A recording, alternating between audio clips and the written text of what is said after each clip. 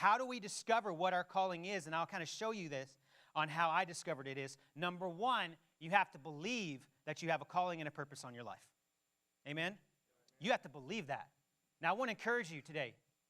A lot of people say, well, my faith isn't where it needs to be. I just can't line up your faith. Let me encourage you. God has given you a measure of faith. Okay? All the faith you're ever going to need for your life. He's given you a measure of it. Amen? So if your faith is never the problem. Faith is now, it will happen. The problem is we don't believe it. We don't believe it. And if you don't believe it, you're not going to act on it.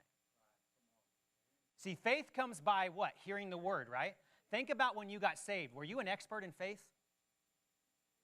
Were you studying faith for like, yeah, you can come to church. You can't get saved though. You gotta know. You gotta be an expert in faith for like You gotta come 6 weeks or 6 months before you can get saved.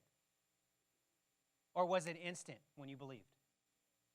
See, faith comes by hearing the word. What fuels your faith is your believing.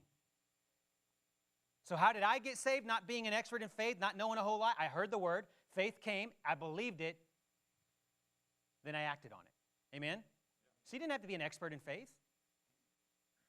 You just have to believe it. So when you got your calling and you believe in your calling, your faith will only go to the level of what you believe.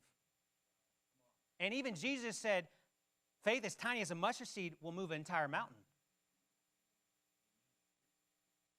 So God's given you enough measure of faith to do everything that He's put you on this earth to do. So faith is not the issue. It's us lining up with what the Word by believing it and then acting on it.